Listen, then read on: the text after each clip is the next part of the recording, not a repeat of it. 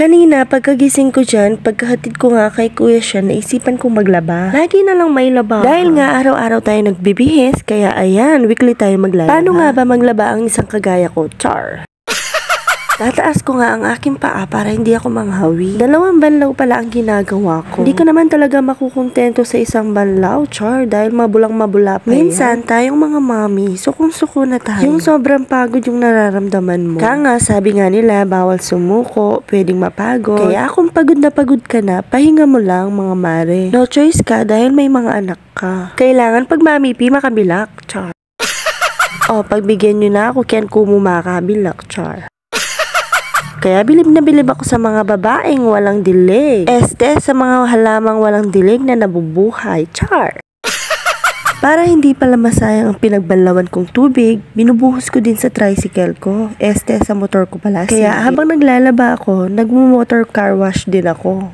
Motor wash pala, hindi car wash kasi hindi siya sasakyan. Char! O diba? Wais na mami. Kaya kayo, wag nyo nilalait yung mga taong bahay. Yung mga maming pinipili nilang bantayin yung mga anak niya kaysa sa magtrabaho sa labas. O mga mami, marami tayo, hindi ka nag-iisa. Kaya kayong mga mister, kapag nalalosyon yung asawa nyo, wag nyo nung pinagpapalit sa iba. Dahil hindi nyo alam, ang dami nilang ginagawa para sa mga anak nila. Kaya nga yung iba ayaw nilang nasa bahay kasi ang daming ginagawa. Minsan nga nakakalimutan na nilang magpapalit ng panty kasi hindi nila alam kung anong uunahin nila. Char! Joke only. Natapos ko nang linisin yung motor ko dyan, kaya ayan, tinapon ko na lang yung tubig. Sa mga oras na yan, nagugutom na nga ako, hindi pa kasi ako nag-almusal. Ako rin lang kasi yung magluluto ng almusal ko, kaya lang, hindi pa ako nakapagluto, kaya ayan, bumili na lang ako ng lutong ulam. Kamansi ang tawag dyan, 40 pesos ang order, at saka ako nagtusok-tusok, and then sisig, 70 pesos pala ang order, dun lang yan sa palengke. At pagkadating na nga namin dito, kumain na kami, ayan nga si Sky, ayan nga si Kuya Shen, nanonood siya ng cellphone habang kumakain. O diba, kabisyo na yung anak niya.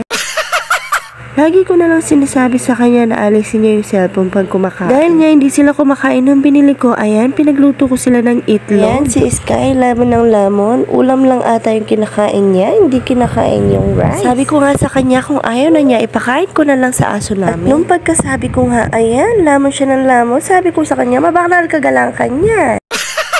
Pendalas na yung ulam, gisa na. Sabi ko nga sa kanya, dahan-dahan, baka mabulunan siya. Kung magmayabang style, uy, tapepalwal na ulit. Bala na mabaknal. Sintabi po sa mga kumakain, uy, tapepalwal na ulit. Nukol, bagya-bagya ka ng mga nabaknalan. Ganyan din ba yung mga anak nyo, mga mare, pag kumakain sila, nagsiselfone pa sila? Nung kami nun, wala man ganyan, no? Iba na talaga ang panahon ngayon, masyadong modern na. Kung napapansin nyo nga, mare, hindi ko nga sinusubuan si Sky dahil ayaw niya. Gusto niya, nagdil-dili yun. Gusto niya, mare, siya yung mag-isang kumain, o diba? Independent niya, kaya nakana pa. Iulit-ulit na pa may magta siya makanyan, o inuko. Bola grame, baknal ka kaya may ka pa mo. Joker yung nga na kayo ni, uy, tamig patwag-patwag ya, pa matuturan pa yung ka na pa mga ng kuya siya. Dumating na nga pala yung in-order ko sa Shopee, almost 1 month ko itong hinintay, sulit na sulit, shades pala to mga mami. Overseas pa kasi yung supplier nito mga mami, kaya matagal ko siyang hinintay. Kahit naman matagal ko siyang hinintay, pero sulit naman talaga, ayan, lakas makasyala.